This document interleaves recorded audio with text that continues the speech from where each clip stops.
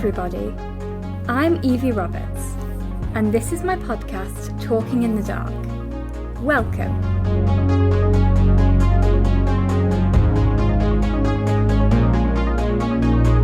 The aim of this podcast is to raise awareness about blindness, visual impairment, and disability in general, in a happy and light-hearted way.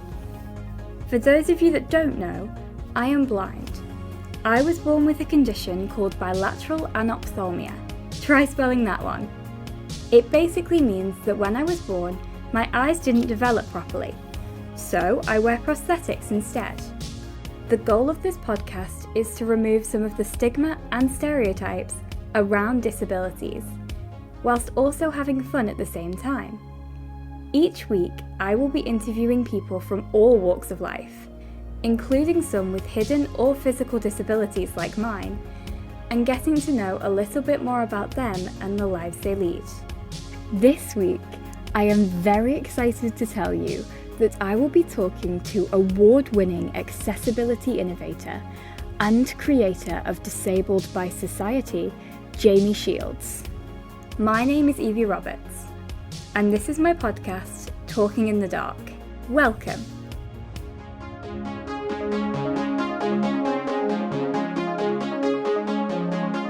Hey Jamie, how are you? Hi Evie, thank you so much for inviting me. Oh my God, I'm so happy to have you. How's your day going? My day's going good. It is nearly home time for me, so this is my last thing I'm doing before I log off for the day, so I'm excited. And then I have to come alive and do my own business stuff after. So it's excitement to have dinner and do my own work. Oh my God, that sounds chaotic. Like you've got a full work day and then have to do stuff after. Does that get tiring sometimes, having to do so much? Um, I think, yeah, of course, I think it really does. And I think because I'm ADHD as well, of being registered blind, I think that's like kind of gives me an advantage because it's like my brain doesn't switch off, even though I know I'm wasting a lot more spoons than everybody else. Yeah, I get that. So to begin with then, can you tell me a bit about your VI condition? Yeah, so the medical term for my condition is ocular albinism with nystagmus, or in non-medical terms, it means I have uncontrolled movement of my eyes. So people say, "What are you looking at?" I'm like, I'm looking at you. What are you talking about?" But my eyes looking at a different place. And then I'm the same as an albino, so I have albinism, but I have a rare condition of it, which means I have pigmentation. So yeah, it's been with me my whole life. And I've had it since, but well, I wasn't registered blind at birth because I had to wait a few years. But it runs in my family, so women carry a gene, they give it to males, and then voila, here I am. My nephew has it, some of my uncles has it, and it's just hereditary. So it's been with me my whole life. Right, okay. Would you say that the fact that it runs in the family kind of helps you have people to talk to about the things that you're going through? I'm going to say yes and no. And I'm going to say yes because I'm very close with my uncles who have it. One of them is an artist, does a lot of painting, and I love painting, even though I'm not very good at it. But I love painting, I love expressing myself. And then my other uncle was raised with us because he's not much older than my older sister, so it's quite a short age distance there. So he was kind of raised with us. So I kind of looked up to him almost like an uncle and a brother. But I think then the no side comes in because I grew up in the 90s and you didn't really talk about disability. You didn't talk about that. It wasn't something men do. And I know that sounds really cliche, but I'm from rural Northern Ireland with the big, lovely, strong accent. And you don't talk about being different. You have a macho image to kind of preserve. So I don't think we really talked about it. But I noticed it when my uncle would say, I would notice that my uncle would do things differently the way that I navigated things, or he would face challenges that I hadn't actually encountered, and vice versa. So I think it was good for learning. It was good to know there was somebody there, but we didn't talk about it enough, I don't think. Right, okay. Would you say that disability is a more talked about topic nowadays than it was when you grew up? Oh, 100%, 100%. I think like when I grew up, I didn't have anybody really like representation on TV, in media, and even like teachers and stuff like that there. I didn't see anybody with the same condition as me. And when I did see disability portrayed, it was always somebody with a physical disability, a wheelchair user, or a disabled person portrayed in a really negative way. And for me, it was just like, who do I look up to? Like where do I get my source of belonging? What can I achieve? Because when I look around me, we see disability. It wasn't being said in education. Teachers didn't say, "Oh, he's disabled" or "He's registered blind." They would say, "Oh, he's special," and they would use this very fluffy language with me, and I would sit there and think inside and think, what's wrong with disability? Is it a bad thing I have? So I thought that was a bad thing. And I think now when I look at society as a whole, I think we're seeing disability talked about a lot more. I think there's still a load of way to go, but I think if we compare it to like my childhood to now, I'm 34. I know look, I look about 21, but I'm 34, and in that time, there's definitely been an improvement. There's more talk about it. Whether it's moved at a fast enough pace is a different story. Yeah, definitely. So you describe yourself as a blind AUDHD rhino. So how did that description come about? Yes, so I always get asked this here, and it's so I'm ADHD is autistic and ADHD, which I was diagnosed with as an adult. Because I always knew that I was disabled, I always knew it was different, but my thinking and the way I process and handled emotions, I knew it wasn't the same as anybody else around me. So I always thought there was something off about me. And when I got my diagnosis for that, it was like, oh, and I wanted to really embrace that. So that's where the ADHD came from. But the term rhino, so when I was younger, I got bullied quite badly at school. Um, and those experiences really stayed with me. But one of the things I got bullied for was my sexuality. Apparently, the other kids knew I was gay before I knew I was gay. And so they always asked me, "Where's your unicorn?" Trying to be insultive, asked me, "Where's my unicorn?" And for years, I didn't really know what they meant, but as I grew older, I realized, oh, it was a dig at me being gay. And of course, for I'm not a skinny man, so I'm not. I'm a bit on the chunky side. So, rhinos are just chunky unicorns. So I wanted to own that word and embrace that word.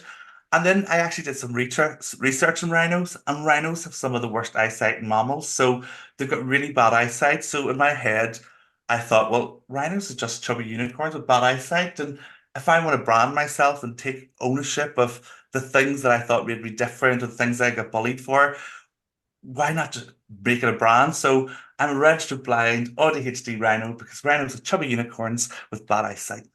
I love that. I love that you were able to, you know, turn something that you were made fun of for into something that kind of represents you. And I think that that's really important and really like courageous of you that you were able to do that. So honestly, I love that. I love Uh, that description. Thank you so much. And you know what? I think, as an adult, I think, when when you're young, you hear, oh, when you're an adult, it'll be different. You'll think differently about this, or wait till you grow up. And I used to hate being told that because I experienced the bullying, and it's like, you don't know what it's going to be like for me. And, I went through a very difficult stage coming into adulthood. But when I look back at those experiences now, I think there's power in being able to own your history, being able to own the oppressions you face and overcome those oppressions. So for me, there's like power in words. So that's where this came from. But I love it because honestly, now I'm obsessed with rhinos because of my ADHD. I'm not autism. I buy anything rhino shaped or anything where there's a rhino teddy. So yeah, it's fun and it's a new addiction to buy things. So imagining you've just got like a whole collection of sort of rhino themed items lying around. Is that a good thing to assume? Oh, 100%. I have rhino tatties. I have a rhino onesie. I have a rhino mask. I have rhino ornaments. I bought an ornament what I thought was going to be like, like a big pot, like a big plant pot. And Yeah. I paid quite a lot of money for it on Amazon. And it came and it was about the size of a teacup. And I was like, I love it too much because it's a rhino to get rid of it. So yeah, anything rhino shaped or anything, even my passport has a rhino on it now, so it does the cover. So anything and everything, whatever I can find. Love that. I mean, if someone was stuck as to like what to get you for birthday or Christmas, that might give them an idea. At least there's that. Oh, I'm so easy to buy for. Like my taste and what I enjoy and like hasn't changed since I was a child. Like I'm still a Pokemon master. I still play Pokemon. I still watch Pokemon, every evening. Me and my best friend, who is also autistic and ADHD, we sit down and play our Nintendo Switches. And as I said, like I'm 34, my best friend's coming 30. This is two fully grown men playing Pokemon. But for me, it brings me back to the happy place in my childhood. My happiest memories were playing Pokemon, and I had this big over-the-screen magnifier, and back then it was a Game Boy. And now when I look back, I'm like, how did I manage to play that even with the magnifier? Because they were tiny. I must have really struggled. But now I have my Nintendo Switch. It goes to my 50-inch. I connect to my 50-inch TV, and I'm like, I can play this like everybody else. So and then Star Wars. I'm obsessed with Star Wars too. Ever since I was a kid, my uncles like Star Wars, and I think if you have a family member who likes Star Wars, they pass it down. So I've done the same with my nephews. But anything Pokemon, Star Wars, or Rhinos, you've got me. That is the best present you could ever give me. Love that. Do you know what? Loads of my family like Star Wars, and I keep meaning to watch it because it'd be a really good thing to talk about with my family. And it's honestly on my to-do list. Do you know, I have a list of like movies and books and stuff that I are really popular and I've not read, and it's a genuine thing I have on my phone of a list of like movies to watch. You have to watch Star Wars. Like it will change your whole world. I think for me, like, and I know it's gonna sound silly, but like me and my brother, when we were growing up, our bedroom was our imagination. Like we played Star Wars figures. We had hundreds of Star Wars characters. We would build things, and like we had top bunk and bottom bunk bunk beds. That's what you call them. Mhm. And that would become a spaceship. The top part was the flight deck, and the bottom was the bunker for the other planes to take off and stuff. And when I think back, that it's just Star Wars is just it's so magical. And even now, look at my nephews who enjoy it, and they brought out like Baby Yoda and stuff, and I'm obsessed, and my nephew's obsessed. So I think it connects all those different generations of your family together, which is it's just so different, and I don't think many other things do it. Maybe Harry Potter will one day. Yeah, I am obsessed with Harry Potter, like worryingly obsessed. I I read the Harry Potter books when I was really, really little, and I've literally been obsessed ever since. And I do think that's something that connects people. But I do agree with you. I know Star Wars is another one of the big ones. I promise you, I will watch it at some point. I've been meaning to do it, I promise. And also do definitely because I actually did a podcast before. This is how obsessed I am with Star Wars. I did a podcast before when I did my first podcast. It was called what was it called? That thing called Inclusion. Imagine I forgot my own podcast. So I did this about 3 or 4 years ago, and we did an episode called Accessibility in a Galaxy Far, Far Away, where we talked about Star Wars and the accessibility of Star Wars and what we could learn from it. So completely obsessed. But do watch it and then we can have a conversation. Yes, definitely. That's so cool though that you did a whole like episode on that. But like what was some of the things you touched about in that episode then? Like how does Star Wars and accessibility kind of link? So it's we talked about the bright lighting of the spaceships. So the Death Star we were talking about there's a scene where they're moving around the ship. But the Death Star is so well lit and it has quite tactile paving as you go through the ship. So we explored this for ages. But then we did talk about the fact there was no hand railing, so potentially you're just going to fall to your death if you walk off one of the ledges. But Yeah. there was tactile pavement guiding you. And then as well as that, there we were talking about the process of being healed in Star Wars. So, we were talking about therapy and how tiring that can be in a person, particularly if you're going through different stages of different times. And in Star Wars, they have what's called BAFTA tanks, and they heal people. And we were talking about how amazing this technology would be. But then we also just talked about Jedi's and dark side Jedi's because honestly, you can't have a conversation about Star Wars without talking about the Force. That is so cool though. So touching on your ADHD then, I know you've mentioned that getting that diagnosis was kind of a real turning point for you, but can you tell me what that diagnosis journey was sort of like? Yeah. So, like for me, I'd be 100% honest. I've had a job for the past 4.5 years. Before that, I struggled because I didn't accept myself and I didn't have my diagnosis. I didn't know that I could be neurodivergent or autistic.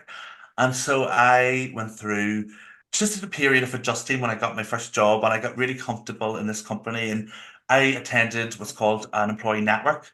And it's just a bunch of colleagues who come together in a workplace who want to have a sense of community. So it's kind of like a club, if you will, only in the corporate world. And I joined this group that was the neurodiversity group. And then I was attending these sessions and I was listening to people talk about what ADHD meant to them and how it impacted them. And I was sitting there in training and I was going, they're talking about me, they're talking about me. And then I kept thinking of my own experiences. And something I talk about a lot is intersectionality. Is how does different experiences or different pieces of your identities intersect, or how do they make you feel, or does it make the experience different for you? And so I kept thinking about the struggles I had with my eyesight. If I encountered an inaccessible barrier, or I couldn't do something, I would beat myself up for days. And it wasn't just like, oh, you're not good at this, this is your fault. It was a lot deeper than that. I sometimes couldn't get out of bed. I would quit a job because I was like, I don't want to have to experience this again.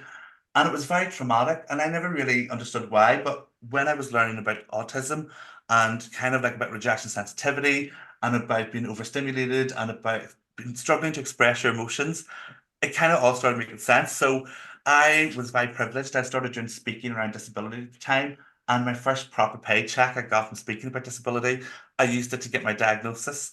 And I got my diagnosis, and they told me I had ADHD, and then they told me I had to go for another appointment for my autism appointment. But that was within like 3 months of after a year of struggling to question, am I neurodivergent or am I just overthinking this? But since I've had it, it's just been like somebody's given me the key to myself, and it's now like for the first time in 33, well, it was 32 at the time, 32 years, I kind of understood myself. Yeah, I can imagine. I can imagine that having that diagnosis and kind of knowing what was going on and being able to put a name to it, I can imagine that that would have been quite freeing for you and probably, explained a lot. 100%. And this is the thing, I think we don't, when people who grew up around in the 90s like me, we were told that ADHD was children who were naughty. It was young boys who were naughty in the classroom or, getting up to no good. But we didn't consider it could be the child who was trying to mask to fit in. It was, a quiet girl. It was a girl who's very expressive. It was all these different ways of being neurodivergent, but we just knew about one way of it. It was a naughty child. So we grew up with this wrong knowledge or the stereotype. So for me, I never thought it could be. And then when they told me, I can remember before I actually got my ADHD assessment, I said to my partner, what happens to the telling me I'm autistic too? Because I'd mentally prepared myself to know I was ADHD, but I was still kind of questioning with the autism. And when they told me, like I just broke down and cried because it was like finding out this whole other part of yourself and this thing that you were taught couldn't be something that you were because if you're autistic, you can't speak. I could speak, I could vocalize, I could articulate, but I just struggled in other ways. And so I think for me, it was very much opening because then it really made me open my eyes to really see how much of a lack of knowledge there is, even around autism, around neurodivergence. And I already knew there was a lack of knowledge around what it's like to be a disabled person. So if you look at neurodivergence, it is very disabling. So it was a journey, and it's a journey I'll probably always be on. I think I'm lucky in the sense I've had 34 years to get used to my being registered blind, but I've only had 2 years so far with being autistic and ADHD. Gosh, yeah, I can imagine that that will be a real journey for you. Yes. You've mentioned that growing up you were bullied quite a lot, but what was it like growing up as a child who was registered blind? Yeah, so I was a kid who, if you invited to a party, would knock over a drink 100 times because I couldn't see my glass. Um, but I'm gonna be honest, I didn't really have many friends growing up. I think because of the nature of I went to mainstream education in again rural Northern Ireland, and I was a class of 26 people in primary school, and I wasn't getting the support. So my mum had to really advocate for me in ways that I can't even explain now because she was fighting with the education board to try to get me a classroom assistant. She was fighting with the teachers who were telling her that I needed to man up because I couldn't play sports because I couldn't see the ball. So I think my mum was fighting a very toxic education system back then, whereas I think now education has moved towards a lot more inclusive approach. So I think in the 90s my mum struggled, but she did get me into, and we call it special education and or special needs. And I have a personal problem with that there because of the stigma I felt as a child with it. But my mum fought to get me into education, and I got into education. And I was suddenly in a class with 5 people, but I was having to travel an hour each day to get there, and then an hour home in the afternoon. So I was getting the education, but I was very much isolated. My friends were all in school, and obviously the weekends you don't be at school; you should be out playing with your friends. So it was isolating, but thankfully I am one of 6 children in my family, so there was always someone to play with. I'd play Action Man if nobody else was around me. I'd play Star Wars with my brother. I'd play Barbie and Action Man with my sister. So there was always somebody around to hang out with. But I think for me, it was difficult again because I think being in Northern Ireland, if I look at the mainland UK and what they do in the mainland UK, I always feel like Northern Ireland's a little bit behind. And I think anybody who's not from mainland UK will know what I mean when I say that. There is a little bit of a gap in getting what they have to what you need. So it was a struggle, but I think it's when I look back on it now, it really shaped me. Yeah, I can imagine. So, how would you say your childhood experiences sort of carried through to your adult life in terms of university and employment? So I don't want to scare anybody who has visual impairment or anything or who is registered blind because I struggled, but I think I struggled because of my location. And again, being just from like I lived in the middle of nowhere. Like my town's tiny in the middle of Northern Ireland, and Northern Ireland's tiny anyway. But for me, I had a lot of internalized ableism.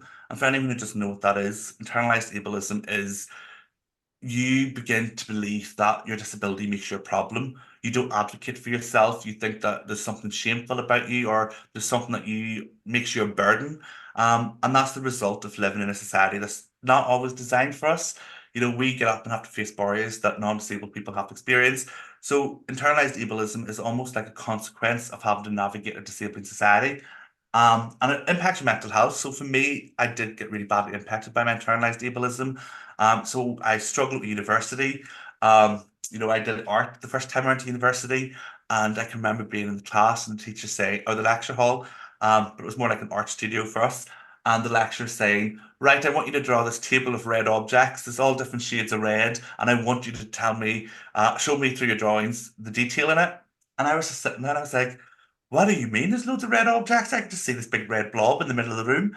And she was like, I want to see tone and I want to see shade. And I was like, I can't see tone of shade from here. Like, what do you mean? And no matter how close I got, it wasn't making a difference. So I ended up leaving art. And the teacher actually said to me that I didn't try hard enough. And I can remember thinking, how do you try hard enough when you can't physically see? Like, what more can you do if you physically can't see? And then, of course, there was different ways that we could have approached that. That lecturer could have had me feel what was in front of me. They could have given me a different assignment. But again, it wasn't exactly a time where we were as accessible and inclusive as we should be in education. So those feelings kind of stayed with me, and I dropped out of college two more times after that, and university, not college, two more times after that. And then I tried to get a job, but again, I struggled because I was still battling that internalized ableism. And because of that, I was having problems with my mental health. I felt really isolated and alone. And then I struggled for a few years, and I don't want to sound negative. I don't want to sound negative, so I'm trying to think of a nicer way to say it. But it was a dark time, but I got through it because I had amazing support. I had an amazing mom who had been fighting my battles since I was a kid, and I was still inside fighting my battles. I found friends, I found a partner, and once I started getting those support systems in place, I think it really helped me then find that job, which ended up being in recruitment, which I'd struggled with my whole life. I tell everybody I had more jobs and hot dinners. So, for me to end up in recruitment, the place that I'd always kind of given off about or said negative things about was a complete turnaround. But I think it was a challenge, and I think this is why I advocate so much that we talk about disability and we talk about the diverse lived experiences and why we should talk about ableism because if I said the word racism or homophobia or sexism, we know that's discrimination, and people know that when they hear it. But when we say ableism, which is discrimination on disability, people don't have the same reaction. And it's because we have left disability outside the conversation. So for me, as much as I struggled in my early years, I had an amazing support system behind me every step of the way. And I think because of those struggles, it's led me to where I am now as a trainer, speaker, and consultant. Yeah, definitely. Obviously, you mentioned that support network. I, like you, I'm lucky enough to have an amazing mum. It's just me and mum, and she has been amazing at fighting my battles for me, helping me to fight them like your mum did. But do you think that having that support network around you is a really big factor in, where you've got to today? Oh, 100%. And I think one of the things that evolves is what we see as our support system. So, for me, right up until my early 20s, my mum was my support system. She was a lioness. And I think any parent who it does what our mums have done is a lioness. Like mums are lionesses, so they defend their cubs. But for me, I grew into my 20s. I think that was my support, was my family. But I wanted to be independent. I wanted to be confident. So I tried to move to the big city, which is Belfast, which is not a big city, by the way, but in Northern Ireland terms, it's massive. So I tried to be independent. And then what I found a support system was a friend I worked with, and we've been friends now for 11 plus years. And that friend was, I was very open about my disability, where I wasn't doing that with everybody else. Because for me, I can navigate around. It's like walking through fog for me, where everything's kind of blurry outside, and I'm walking through it. So I can kind of mask my disability. But if I'm on a computer, or if I'm doing a task, or if I'm trying to see somebody, there's no chance I wave at people across the street thinking they're waving at me and it's a sign. Or I've been walking with my dog with my partner, and I've been like, watch the big dog pick up our dog, which is tiny, and it's a person bending over to tie the shoelace. So, I don't see exactly what I need to, but I can mask to a certain degree. So this friend, I shared everything with him, and he was always there. Whenever every time I didn't get a job, or I lost my job, or I was struggling, he was there every step of the way. And then I got my partner, and I realized that was another support system. But they both are neurodivergent, but they didn't know at the time either. So for me, I didn't know anybody else with disability. I didn't really have disabled friends growing up. I didn't know anybody else. But what I realized was that it was other disabled people, by speaking to them and kind of attending like kind of social groups and things through disabled charities like RNIB. It was connecting with other disabled people that I started to realize that yes, my experiences are my own, but there are people out there who are having similar experiences, who also feel that isolation, who also feel that internalized ableism. So it was having conversations with those individuals that I think I realized that was my new support system. And I say to every person who's an adult with a disability or a young person, make friends with other disabled people, speak to other disabled people, because you will feel so much more connection knowing somebody that you can go into a room and say, I've had a bad day, this was inaccessible, without having to explain the need of why, or why it's inaccessible. They just get it because they experience inaccessibility. So it's nice to have different support systems, but as I said, mine definitely evolved. Whereas now, like, my support systems are still my partner and friend. Don't get me wrong, still have the same partner. But I think now that we realize he's neurodivergent, I've realized I rely a lot more on him. I open up a lot more to him, because it's almost that people understand the same experiences you've been through. Yeah, definitely. It's that shared experience, isn't it? And I totally agree with you about being able to talk to other disabled people, because it's just that feeling of knowing that you're not alone, knowing that the things you're going through, other people are going through as well, and other people get it. And I think that that is so important. And, just to know that you're not alone in the struggles that you're having. 100%. And like, this is that there's nothing for me. I'm ADHD as well, as I keep saying, but I'm a talker. I love to talk, so I do. So I think when I kind of realized that I could actually talk to these people about my disability, it gave me the confidence then to be so public about talking about it. And like, I've only been speaking openly about my disability the past 3 to 4 years, which when you think about it, is not a long time. Like, it wasn't until I hit, actually, no, it was 4 years, because it was when I was 30. And in that time, I have not shut up. I feel like Ariel, somebody's giving my voice after all this time, but it's because of the people I have around me, those shared experiences, and thinking, do you know what? I am going to share about this, because my message, if two people see this, those two people are going to feel less alone. Yeah, exactly. I totally agree with you. Now, you've mentioned your sort of internalized ableism that you've struggled with. What would you say are some of the common factors that kind of create internalized ableism? I think one of the biggest one is language. I think that's how we talk about disability. I think non-disabled people tend to talk about disability because they're not educated about it. And this is the thing, we can't blame somebody and say, oh, it's your fault people feel internalized ableism, because the blame lies in the society. Our society continues to spin, and we continue not to educate disability. And I think language is a big one, because people aren't aware. So they tend to talk about disability in pity. So it's just like, oh, that poor disabled person. Oh, you're blind, Jamie. Oh, God love you. Everything will get better. And it's almost like this charity pity vibe that you get. Or you get told that you're really inspirational because you did something bonkers, like you went to the shop by yourself and you're so inspirational, well done. And it's just like, thank you, but I want to be inspirational for my actual deeds and my actions, not because I went and got a loaf of bread. So I think it's in the language and the way we talk about disability, but also the way we tend to sugarcoat disability.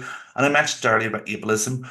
We sugarcoat disability so much so that ableism has been sugarcoated. We don't give it the reaction or the attention it deserves. We don't see it as discrimination, but ableism is so ingrained in our society. It's passed on. You see, if you are a young person in education, and for me, I was segregated. I was very much given my own, and it was called special work when I went to mainstream school. And that special work wasn't actually anything academic at all. It was sorting out the teacher's art supplies. It was throwing a ball in a bin. It was drawing, and my classmates were learning history. They were learning English, hit maths, and I was just sitting there feeling, well, what about me? So I think that ableism is so ingrained in us, and those experiences of ableism, they stay with us, and they almost like trauma. It's a bit of trauma that stays with you, and each time you experience it, it continues to collect. But I think as well as that, it's also the design. If we look at society and the design of society, we're constantly excluded. A lot of the times we have to advocate in ways that other people with non-disabilities don't have to. We have to learn to find the confidence to speak up, but we can't speak up too much because if we speak up too much, we're too loud and we're too woke. It's almost that we look at disability as this.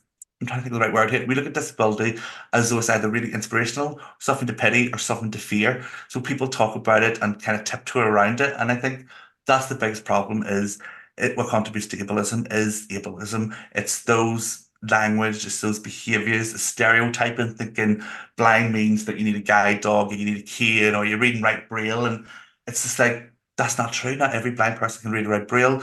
Not every blind person has a guide dog. Not every blind person uses a cane. We don't think about disability as a diverse array of lived experiences. We see it as one set thing. And again, it all comes down to education. And one of the things that is so ingrained in us is if you go to the bathroom as a disabled person, your bathroom that you're going to walk through is going to have a sign on that door. That sign is the wheelchair symbol.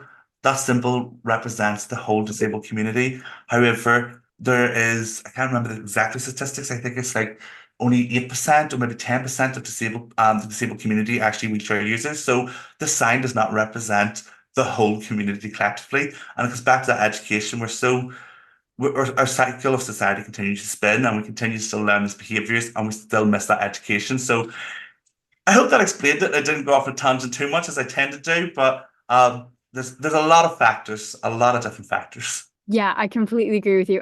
Yes, that explains it perfectly. And don't worry about going off on a tangent. I'm also really bad for that, so don't worry about it at all. Um, but what would you say are some of the, kind of common questions that you get asked as someone registered blind? Where's your guide dog is the biggest one. Where's your guide dog? I'm like, I have two small dogs. I have a Lhasa Apso and I have a French Bulldog cross with a Pomeranian Chihuahua. Oh, So they're both tiny dogs. And I'm like, I have the opposite of a guide dog. My dogs trip me up constantly. Like, there's not a day goes by I don't fall over one of my dogs or nearly fall over one of them. I also get you don't look disabled, which I think people think is a lovely way of complimenting you. But what I think what they don't realize is that when we say that, we're actually making disability out to be something really negative. And we say disability is diverse. Diversity does not have one look. One person cannot be diverse. Diversity is made up of a collective of individuals or a collective group of things. So when people say you don't look disabled, it's quite insulting. I also get all the time was, well, you can't be disabled because you're able to do X, Y, Z. Like you went to the shop or you have a job or you have a partner, these things that people think disabled people can't do because partly we just stay at home all the time, we don't leave the house. So I think the questions are there's a lot of different questions in a different settings. And like one of the ones I always think about as well is when I apply for jobs and I ask for an adjustment accommodation, it's just like, well, why do you need this? And it's just like, well, why do I have to justify as a disabled person why I need equitable support? You've just advertised and it's your legal duty to supply adjustments. So why do I have to justify my legal right? There's lots of different questions, as I said, but yeah, they never get old. Never get old. yeah, definitely. But yeah, no, you're totally right. You shouldn't have to justify you know, needing certain things just because you're disabled. But that thing you talked about you can't be disabled because you can do this. I have a sort of anecdote that comes to mind to do with that. So I am totally blind. I guess I am kind of like that stereotypical blind person. So I use a cane, I read Braille, and yes, I'm totally blind. But I can recall this one time, I was walking up the steps. I'd just come out of tutor at school. It was sort of first thing in the morning.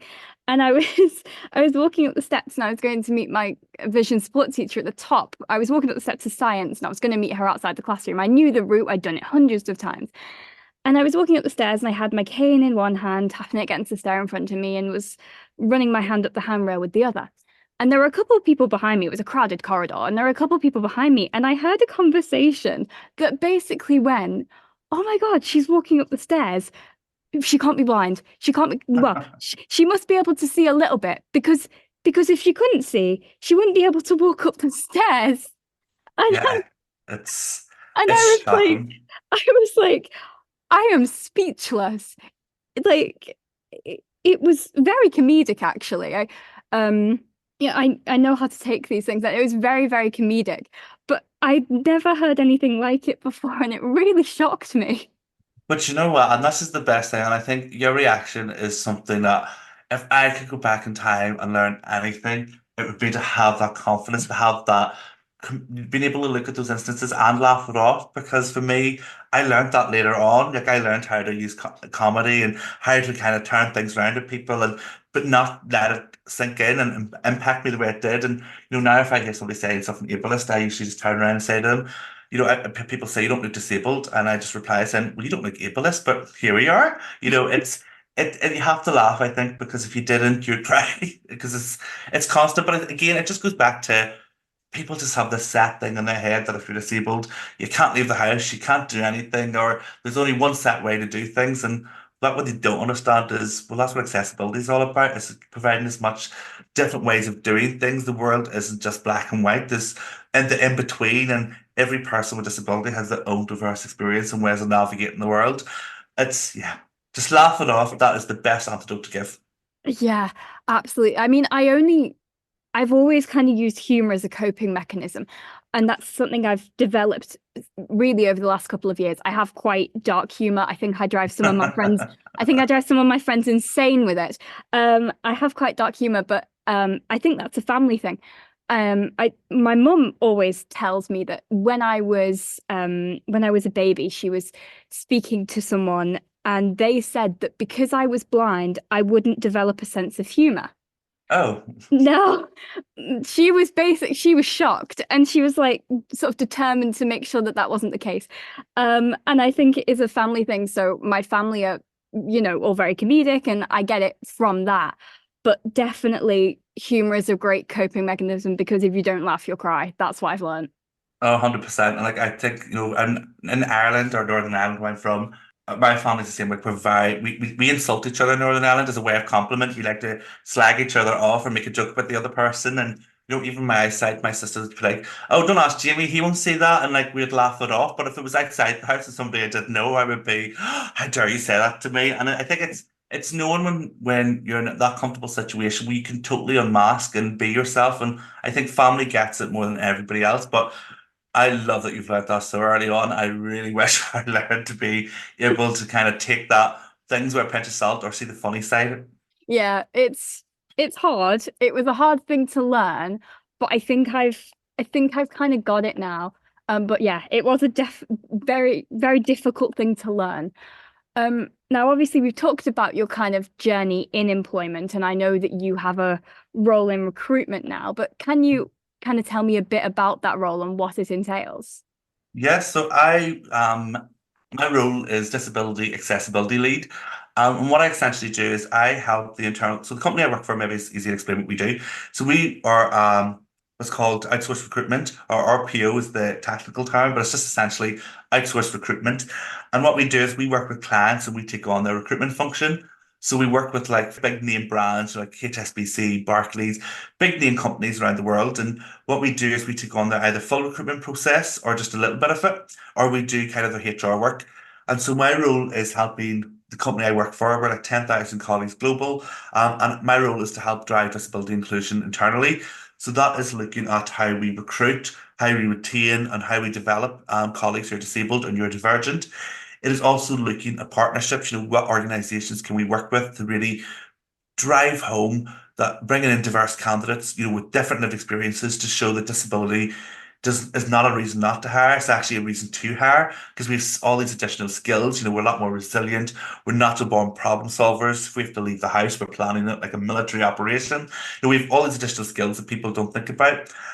So my role is to really help internally the company I work for really break those barriers and reduce them, whilst really changing the narrative around disability. And then I also support a client, so I will go in and do accessibility audits. So I will look at everything from their website through to the careers page, right through to their interviews and even the communications, what way you communicate with candidates, and looking to see how we can make that more accessible whilst auditing it and providing feedback and guidance. And then, so that is my full-time job. So I work full-time. But I also have a side hustle. And I say side hustle because when you have a full-time job, you say you have a business, that would scare a business. So you say you have a side hustle, it's your side project. And I do self-employed work through the brand Disabled by Society, which is where I speak about my disability, my neurodivergence, my intersectionality. I speak about recruitment. I speak about honestly, everything, anything anybody comes to me with, unless I don't have the lived experience, then I find somebody who does and pass them across. And then I also do consulting. So I will consult on brands, how they can make it more accessible or how they can make it more representative for disabled people. And then I do everything importantly when I say this. I do consulting and I do training there. And then I also have co-founded I don't know what we're calling it because it started off as a live series. It was meant to be like a LinkedIn Live. And we do two episodes each month, and it's all about unlearning ableism and really breaking those stigmas and really trying to create a change around the way we think and educate around ableism. So that has only started down in January, but yeah, I do a lot of different things. It's a lot of fun, very busy, and yeah, it's really surprising considering 5 years ago I wouldn't even say I was disabled. I wouldn't even have talked about or told you that I need an adjustment. Whereas now I'm like, I need X, Y, Z. Please get me it. So I think it's the power of having employment. It really does that feeling of belonging, like you feel like you belong. I never felt that until this job. So I think that's what's empowered me to do all this work at the site. Yeah, I can imagine. But yeah, you've really had a full like 180 turn there. But gosh, yeah, it sounds like you have a very busy lifestyle, but it's amazing all the things that you're doing. So, what would you say then has been your proudest moment in your life so far? There's so many. And I know I sound so silly because there's so many that's happened to me over the last 2 years alone. Um, I'm going to say the proudest moment for me is being named as one of the 100 most influential disabled people in the UK, with a short trust Disability Power 100. I, I didn't know what the Power 100 was, and I think I should be honest with that. Like 2 years ago, if somebody said I'm one of the 100 most influential disabled people in the UK, I would have been like, and who judged that? And like, kind of just made a kind of joke about it. Whereas I then started following people online who were being named as, influential. And I was looking at what they're doing. Like Dr. Shanley Dunbar, I was looking at what she was doing. And I was like, she's incredible. She is talking about disability in mainstream media. She's on Good Morning. She was in EastEnders. And it was like, these people are really creating that representation that was never there, and still lacks in a lot of areas. And even like the likes of Celia Chartier, I really need to get better at saying her name because we're best friends. But, I followed her and she was on this list as well. And I just followed what they were doing. And they were changing laws and they were changing minds and hearts with disability. And so this list, I had seen it and then I started accepting how amazing it was. And then when I got an email to say that I was on it last year, it was like I had just stopped. It was like everything I'd done was worth it. It was just like it isn't just me trying to make change and it going unnoticed. It was very validating, but equally it's very validating for me because of the experiences I had to internalize ableism, to go from somebody who said I hated being disabled, who struggled with mental health, with disability, who struggled for many years, just even admitting that they needed like, extra support. To being named as a disabled influential person, even saying disabled, it was like, as you said, a 180-degree. But for me, it was like, kind of like worth it. So it was an award, which sounds really silly, but the award, it wasn't just the award, it was the title and the to know that I had made it and kind of come through the other side, and this is where it's leading me to. God, yeah, I can imagine like that feeling of euphoria that you must have felt when you got that email. I can only imagine that. That must have been such an amazing feeling. Oh, I cried my eyes out. Like I get really emotional when I talk about my disability stuff because I think like when you have been through kind of like mental health challenges and you struggle to accept yourself for so long, like I wasn't just struggling to accept that I was disabled, I was struggling to accept the fact I was also gay as well. And it was a very challenging time, very confusing time for myself. And when I look back at that now, it's very raw. And I think that when we talk about disability, we talk about lived experiences, it becomes almost like a kind of therapy. And I don't know about for you, Evie, but when I talk about my disability, I leave sometimes and I think, do I really feel like that? I didn't really understand that's how I felt until I verbalized it. So it was like Hmm. this little light bulb moment. But as I said, like, last 2 years, I have seen so many different successes. I helped my company win an award with the Recruitment Industry Disability Initiative, which was for getting a disability confidence status, which was the work I had done for them. We won Outstanding Disability Network of the Year, which was my work with the ERG that I led, which is like that community I talked about earlier. And then getting in that Power 100 list. And then there was another award I won after it. It was a lot of recognition at once. And each time I got one, I cried. And, one of the words they were interviewing me after, and because it was my work, my manager was like, "Here, Jamie, take the mic." And it was being recorded. And I couldn't even speak because I was just ugly crying. And when I was on the stage accepting the awards, I was ugly crying. And I think it's because it's such a small thing. Like, 20 years from now, I'll not remember those awards. I'll just remember the feeling. It'll be the feeling that, oh my goodness, I came through the other side. And if this can help, like my nephew's my sight condition, I'm like, if my work is going to do anything, I hope it breaks the barriers that I experience so he doesn't have to go through them. Or, if when you enter the corporate world, Evie, I hope there's none of those barriers that I've had to go through, because people, I'm hoping now, are really taking action and really starting to listen to disabled people online and people they work with. Yeah, absolutely. I think that things are a lot better than they were. I mean, speaking to various guests on the podcast who have disabilities, from it sounds like things are a lot better now than what they were. Like you've said, there's still work that needs to be done. But I think the work that you're doing and the work that other people are doing is so amazing, and you're breaking down so many barriers that hopefully in a good few years, those barriers won't even be a thing anymore.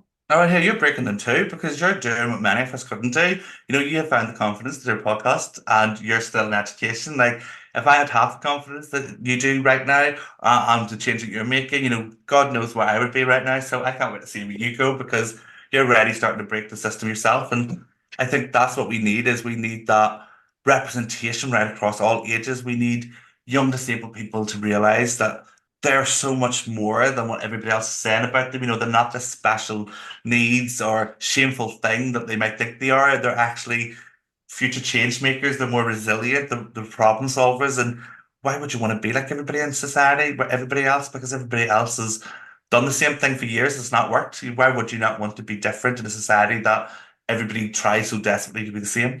Yes, definitely. I mean, I think the podcast has really helped my confidence. I think before the podcast, I was actually quite shy. I had friends and I was chatty enough, but I was more introverted. And I think what the podcast has enabled me to do is become a lot more confident. But I think it's also important to recognize that everyone who has a disability, including myself, I've had those moments where you know, I've just almost got my head in my hands and I'm going, oh my God, why me? Why does this have to happen?